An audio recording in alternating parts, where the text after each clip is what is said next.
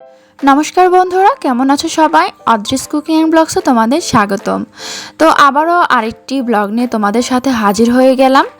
এটা মূলত আমরা যে কক্সবাজার ইনানি বলো ঘুরতে গিয়েছিলাম সেটার একটি ব্লগ। তো আমরা ইনানি থেকে যে হিমছড়িতে এসেছিলাম সেই ব্লগটা তোমাদের সাথে শেয়ার করব। তো হিমছড়ি পাহাড়টি কক্সবাজার থেকে 12 কিলোমিটার দূরে আর কি। তো সেখানে আমরা যাওয়ার পথে আমরা আগে ইনানিতে গিয়েছিলাম। তোমরা আগের ব্লগটিতে অবশ্যই সেটা দেখে থাকবে। তো যারা দেখোনি অবশ্যই দেখে নিও। তো যাই হোক, এরপর আমরা কিন্তু সেই ইনানি থেকে ব্যাক করছি, তোমরা দেখলেই বুঝতে পারবে। তো আমরা ফুল ফ্যামিলি সহকারে সেখান থেকে আবার রওনা দিয়ে দেই। আর আমাদের হাতে ছিল একদম সময় কম। অবশ্যই তোমরা কিন্তু সময় হাতে নিয়ে আসবে, সেভাবে তোমরা দেখতে পারবে বা সব কিছু পর্যবেক্ষণ করতে পারবে। আর সেখানে যাওয়ার পথে কিন্তু অপরূপ দৃশ্য তোমাদের অবশ্যই চোখের একদম ঝলক দিয়ে যাবে।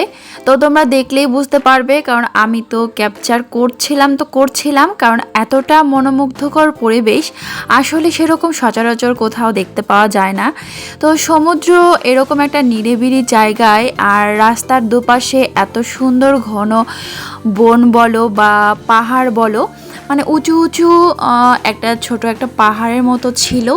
আর পাশে দেখো এখানে ঝাউবন, আসলে এত সুন্দর মনোমুগ্ধকর পরিবেশ, মানে কাছে থেকে না দেখলে আসলে বোঝার উপায় নেই যে এর সৌন্দর্যটুকু কতটুকু। তো যাই হোক, এই মেরিন ড্রাইভ মানে এই রোডটাকে যত সম্ভব মেরিন ড্রাইভ বলে। তো মেরিন ড্রাইভ রোডের এই ইনানি বিচ বলো বা হিমছড়ি পাহাড় বলো, তো সেখানে কিন্তু তোমরা অবশ্যই অটো বা জিপ গাড়ি করে তোমরা পর্যবেক্ষণ করতে পারো, সেটা সব থেকে বেটার হবে। তার ক্ষেত্রে অটো বা যে টোটোগুলো আছে বা সিএনজি আছে সেগুলোতে কিন্তু তোমাদের 1200-র মতো বাজেট হতে পারে যদি ঘুরতে আসো এরকম। আর জিপে করে কিন্তু 2000 বা 3000 এর ঊর্ধ্বেও হতে পারে, সেটা তোমাদেরকে একটু মিটিয়ে নিতে হবে। তো যাই হোক, দেখো আমরা হিমছড়িতে চলে আসলাম। তো নিচে যে গেটটা আছে, গেটটা থেকে ভেতরে ঢোকার পথে এত সুন্দর সুন্দর দোকানগুলো আছে, দেখো তোমরা দেখলে বুঝতে পারবে, অসম্ভব সুন্দর সব কালেকশান এখানে। তো তোমাদের চাহিদা অনুযায়ী পছন্দ অনুযায়ী নিয়ে নিতে পারো। তবে এখানকার জিনিসপত্রের দামটা একটু অন্যান্য দোকানের তুলনায় একটু বেশি রাখে, একদমই বেশি রাখে, মানে আমার কাছে এরকমই লেগেছে, অনেকটা বেশি চায়। তো যাই হোক, তোমরা যদি নিতে চাই অবশ্যই এখানে একটু দাম দর করে নিতে হবে, নলে কিন্তু ঠকে যাওয়ার সম্ভাবনা থেকে যেতে পারে। তো দেখো, আর এত সুন্দর কালেকশানগুলো মানে চোখ ধাঁধিয়ে যাবে, মানে এত সুন্দর সুন্দর কালেকশান। এই যে ঝাড়গুলো ছিল, ঝাড়গুলো এর আগের বার যখন আমরা এসেছিলাম তখন নিয়ে গিয়েছিলাম আমি একটা। তো এবার তো নেওয়ার ইচ্ছা থাকলেও সেভাবে নেওয়া হয়নি, কারণ জার্নি করতে গেলে অনেক অনেক কিছু আমাদের কেনার আছে। সেখানে এত ভারী ভারী জিনিসগুলো যদি কিনে ফেলি তাহলে তো এতগুলো জিনিস আমরা নিতে পারবো না। তো যাই হোক, দেখো এত সুন্দর সুন্দর কালেকশানগুলো আমি শুধু চোখ জুড়িয়ে দেখছিলাম, মানে অনেক রকম, এখানে কি নেই সেটা বলো। আর এই যে শঙ্খ, যেহেতু সমুদ্রের ধারে শঙ্খ, ঝিনুক এইসবের জিনিস বেশি থাকে। আর আরেকটা বেশি থাকে সেটা হচ্ছে আচার বা শুটকি। তো দেখো এখানে অর্নামেন্টসগুলো অনেক সুন্দর সুন্দর ছিল, ঝিনুকের ছিল, আরও অনেক কিছুর ছিল, যেটা দেখে আসলে খুব ভালো লাগছিল। তো এই যে রঙিন যে অনেক রকমের ক্লিপগুলো আছে বা কাঁকড়াগুলো আছে, সেগুলো খুব ভালো ছিল। তো এই জন্য তোমাদের সাথে শেয়ার করা, যে তোমাদের যদি অবশ্যই ভালো লেগে থাকে তাহলে অবশ্যই অবশ্যই তোমরা যে কেনাকাটা করবে এগুলো। আর দেখো এখানে কি বলবো, একটা ঝাউ গাছের মতো আর কি, ঝিনুক দিয়ে এত সুন্দর করে কারিগররা এখানে সাজিয়ে রেখেছে, যা বলার মতো না। যাদের পছন্দ হয় সেটা শপিস হিসেবে সেটা নিয়ে যেতে পারে। তো তোমাদের সাথে আরেকটা জিনিস শেয়ার করছি, সেটা হচ্ছে তোমরা যে ভেতরে ঢুকবে তার আগে কিন্তু তোমাদের অবশ্যই টিকিট কেটে ঢুকতে হবে। আর যারা এসেছো তারা তো জানোই যে টিকিটের প্রাইস কত করে বা কোথায় টিকিট কাটতে হয়, সেই সব বিস্তারিত তোমরা সবই জানো। আর যারা জানো না, নতুন যাচ্ছ বা নতুন তোমরা ট্রাভেল করছো, তাদের কিন্তু অবশ্যই জেনে রাখা উচিত যে টিকিটগুলো কেটে অবশ্যই ভেতরে ঢুকতে হবে। টিকিট না কেটে কাউকে এখানে মানে ভেতরে আর কি ঢুকতে অ্যালাউ করে না। তো প্রতিটা টিকিটের মূল্য হয়তো আগে ছিল যখন আমরা গিয়েছিলাম তখন 20 টাকা বা 30 টাকা এরকম ছিল। তো এখন এটা বেড়ে 50 টাকা করে জন হয়েছে, মানে প্রতিজন 50 টাকা করে। তো যাই হোক, টিকিট কাউন্টার থেকে ভিতরে চলে আসলে একদম নিচের সাইডে ঝর্ণা যে আছে তার পাশে ঠিক যাওয়ার আগে আর কি, তো এই রকম সুন্দর সুন্দর দেখবে যে অনেক শঙ্খ বা যে পাথরগুলো ছিল, অনেক রকমের পাথর বলো বা সাজের যে ঝিনুকের সাজগুলো ছিল সেগুলো কিন্তু তোমরা পেয়ে যাবে। আর বিভিন্ন কিন্তু দোকান, মানে শুধু বাহিরেই না ভেতরেও কিন্তু অনেক রকমের দোকান আছে, তোমরা চাইলে সেখান থেকেও দেখতে পারো। কিন্তু প্রাইসটা অবশ্যই তোমাদের সেভাবে করে নিতে হবে, নইলে কিন্তু বলেছিলাম ফার্স্টে যে ঠকে যাওয়ার সম্ভাবনা বেশি থাকে। তো ভেতরেও এরকম দেখছিলাম, তো বাচ্চাদের খেলনা থেকে শুরু করে সব কিছুই আছে এখানে। তো বাচ্চারা কিন্তু যা দেখে তাই জেদ করে বসে। তো এখান থেকে জিনিস কেনা থেকে অবশ্যই একটু হলেও তোমরা একটু সতর্কভাবে জিনিসগুলো কিনবে যাতে ঠকে না যাও। তবে একটা সুবিধা আছে, সেটা হচ্ছে তুমি যদি তোমার বাজেটের অনুযায়ী দামাদামি করে নিতে পারো তাহলে তো একদম হয়েই গেল।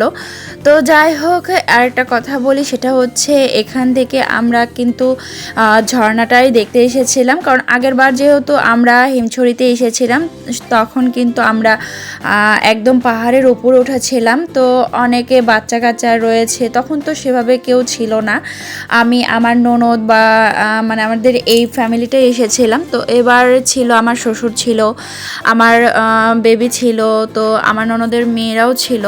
তো ওরা সবাই এই পাহাড়ের উঁচুতে ওঠা আসলে আর গরমের মধ্যে অনেকটা কষ্টসাধ্য হয়ে যায়। তো আমরা কেউই আর উপরে উঠি নাই, যাদের ইচ্ছে ছিল তারা উপরে একটু দেখে এসেছে, তো আমরা নিচেই একটু ঘোরাঘুরি করছিলাম। তো দেখো এখানে কিন্তু অনেক রকমের ফল এখানে কেটে রেখেছে। পেঁপে বলো, পেঁপেটা গরমের জন্য অনেকটা খেলে ভালো লাগে, তো অনেক রকমের দেখো ফল এখানে কেটে রেখেছে। আর একদম টাটকা মনে হচ্ছিল ফলগুলো, একদম কেটে ফ্রেশ এখানেই সবাইকে সার্ভ করে দিচ্ছিল। তো দেখো এখানে অনেক রকম আচারও বানিয়ে দিচ্ছিল অনেক সুন্দর করে, একটা মাখো মাখো। তো এখানে আমরা একটু আইসক্রিম কিনছিলাম, প্রচণ্ড পরিমাণে গরম ছিল এই জন্য বাচ্চা কাচ্চা সবার সহ আমরা এখানে আইসক্রিম কিনে খেয়েছিলাম। তো এরপর দেখো আমরা ঝর্ণা দেখতে চলে আসলাম। তো দুই পাশে দেখো অনেকটা পাহাড়, উঁচু উঁচু পাহাড়, আর মাঝখানে একদম ঝর্ণা বয়ে নেমে যাচ্ছে। তো এখানে আমরা অনেক সুন্দর সুন্দর পিক তুললাম, এত সুন্দর দৃশ্য আমরা কখনোই মিস করতে পারি নাই। তো যাই হোক আমরা অনেকগুলো ছবি তুললাম, তো কিছু ক্লিপ তোমাদের জন্যও তুললাম যেহেতু তোমাদের সাথে শেয়ার করব। আর হিমছড়ি পাহাড়ের বৈশিষ্ট্য হলো এই ঝর্ণা, আর আরেকটি হচ্ছে তোমাদের একদম উঁচু খাড়া যে সিঁড়িটা আছে উপরে উঠে যাওয়ার, সেখানে উপরে একদম এত সুন্দর একটা পাহাড়ের উপর উঠে যাবে যেখান থেকে একদম সমুদ্র এত সুন্দরভাবে দেখায়, মনটা ভরে যায় আর কি মানে দেখলে। তো অবশ্যই সেটা তোমরা মিস করবে না, অবশ্যই তোমরা দেখবে যদি হিমছড়িতে যাও, সেটা অবশ্যই মিস করবে না আমার রিকোয়েস্ট। কারণ সেখান থেকে একদম সমুদ্রটা এত সুন্দর দেখায় যা মন ছুঁয়ে যাবে, এবং তোমাদেরও একটা নিরিবিলি একটা সময় কাটবে। তোমরা দেখলেই বুঝতে পারবে যে কোথায় থেকে তোমরা মানে পুরো সমুদ্রটাকে দেখতে পাচ্ছি, এরকম লাগবে যে হয়তো গোটা সমুদ্রকে আমি এখান থেকে বসেই বা দাঁড়িয়ে থেকে আমি সব কিছু মানে দেখতে পাচ্ছি আর কি। তো যাই হোক সেখানে উঠে হয়তো এই ব্লগে তোমাদের দেখাতে পারলাম না, আগামী কোনো ব্লগে অবশ্যই তোমাদেরকে দেখাবো।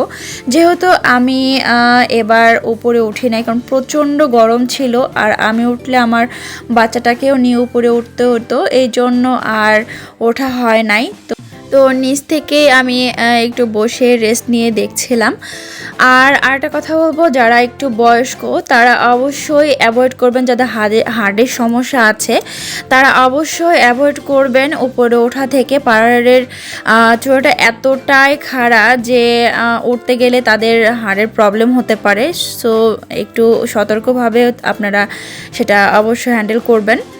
তো আমরা সেখান থেকে ঘুরে আমরা সন্ধ্যের মধ্যেই আমরা হোটেলে চলে আসি। তো হোটেলে এসে দেখো অলরেডি এখানে গান বাজনা আমার কনসার্ট এখানে হচ্ছিল, তো লাইভ কনসার্ট। তো সেখানে আমরা কিন্তু দেখছিলাম অনেক সুন্দর মনোমুগ্ধকর গানগুলো হচ্ছিল। তো এই সময়টা অনেকে এখানে সময় কাটায়, একটু অন্যরকম পরিবেশ কাটানোর চেষ্টা করে। যেহেতু আমরা আর একটু ঘুরবো, তো আমরা এখানে একটু সময় আর কি থেকে তারপর আমরা চলে যাই খাবারের উদ্দেশ্যে, মানে রাতের খাবার। তো যেহেতু অনেকটা গরম পড়েছিল, তো সেহেতু কিন্তু আমরা ভারী তৈলাক্ত খাবার সেরকম কিছুই নেই নাই। যেহেতু আমাদের সারাদিন বাইরে থাকতে হয়, ঘোরাফেরা করতে হয়, সেহেতু কিন্তু তৈলাক্ত খাবার খেলে পেটের সমস্যা হতে পারে এত গরমের মধ্যে। তো আমরা কিন্তু হালকা ডাল ভাত বা মাছের যে আইটেমগুলো আছে সেগুলো মশলা কম দেওয়া সব খাবারগুলো আমরা কিন্তু নিয়েছি। তো এই যে সবাই মিলে আমরা খাবারের উদ্দেশ্যে আমরা বের হয়ে গেলাম। তো আমরা পাশে একটা হোটেল ছিল, তো ওখানে আমরা অটো করে গেলাম, যাওয়ার পরে সেখানে খাবার খেলাম আর কি। তো খাবার খেয়ে আমাদের প্ল্যান ছিল আমরা সোজা বিচে চলে যাব। আর বিচের পাশে যে কিছু দোকানগুলো আছে, পাইকারি দোকানগুলো আছে, সেগুলোতে আমরা একটু কেনাকাটা করব। তো আমরা খাবার টাবার খেয়ে আসার পথে তো বাচ্চা কাচ্চার বায়না ছিল যে ওরা এই অ্যাকোয়ারিয়ামটা দেখবে, মানে ফিশ ওয়ার্ল্ডের এই যে অ্যাকোয়ারিয়ামটা আছে সেটা দেখবে। তো এখানে আমরা বেশিক্ষণ ওয়েট করিনি, যেহেতু বাচ্চা কাচ্চা দেখবে। তো আমার 2 ননদের মেয়ে ছিল, ওরা ভিতরে গিয়েছিল। তো আমরা আর ভিতরে যাইনি, আমরা সোজা বিচে চলে যাই এখান থেকে। আর বাহিরে দেখো আমার মেয়ে এই ডলফিনে ওঠার জন্য খুব জেদ করছিল, তো ওকে এখানে উঠিয়ে দিলাম। আর আমার ননদের যে ছোট মেয়েটা ছিল, ওরা দুজন মিলে এখানে একটু খেলছিল। তারপর এখান থেকে আমরা নিয়ে চলে যাই একদম বিচে। তো যেহেতু আমরা অনেক টায়ার্ড ছিলাম, তো আজকে ভেবেছি যেহেতু কালকে আমরা সারাদিন জার্নি করব, আর আমরা কিন্তু কালকে রাতেই আমরা ঢাকা ব্যাক করব। তো সেহেতু কিন্তু আমাদের একটু রেস্টের দরকার। তো সারাদিন যেহেতু আমরা এখানে ঘোরাফেরা করেছি, কারণ ইনানিতে গিয়েছি, আবার হিমছড়িতে গিয়েছি, তারপর এসে আবার বিচে স্নান টান করে কিন্তু একটু ফ্রেশ হয়ে কিন্তু আমরা বের হয়েছিলাম। মানে তারপরও রাত বেজে গিয়েছিল 8টা-9টা এরকম। তো এর মধ্যে কিন্তু সেরকম রেস্ট আমাদের হয় নাই। তো আমরা ভেবেছি যে একটু বিচে যাব, বিচে যে টুকটাক কেনাকাটা করব, তারপর আবার আমরা হোটেলে ফিরে আমরা একটু মানে রাতে ঘুমটা দেব। তো যাই হোক, আমরা পরদিন সকালে কি করলাম না করলাম, কোথায় গেলাম, কোথায় ঘুরলাম, অবশ্যই তোমাদের সাথে শেয়ার করব। অবশ্যই একটি তোমরা যদি নতুন বন্ধু হয়ে থাকো বা নতুনবারের মতো বা প্রথমবারের মতো তোমরা যদি আমার ভিডিও দেখে থাকো, তাহলে অবশ্যই সাবস্ক্রাইব করে রেখো। আর আমার ভিডিও যদি ভালো লেগে থাকে অবশ্যই একটু লাইক কমেন্ট করো। তো যাই হোক, আজকের মতো এখানে ভিডিও তোমাদের সাথে শেয়ার করলাম। আরও কিছু ব্লগ, নতুন নতুন ব্লগ তোমাদের সাথে শেয়ার করব। তো এইটা আমার ছিল একদম কক্সবাজারের যে ইনানির যে আজকের ব্লগটা ছিল সেটা তোমাদের সাথে শেয়ার করলাম। কালকে অবশ্যই নতুন নতুন কিছু শেয়ার করব, সেটা অবশ্যই কালকে বলবো, মানে পরের যে ব্লগটা আসবে সেটাতেই বলবো, তোমরা জানতে পারবে। তো যাই হোক, ততদিন পর্যন্ত ভালো থেকো, সুস্থ থেকো। আজকের পর্যন্ত এখানেই, টাটা।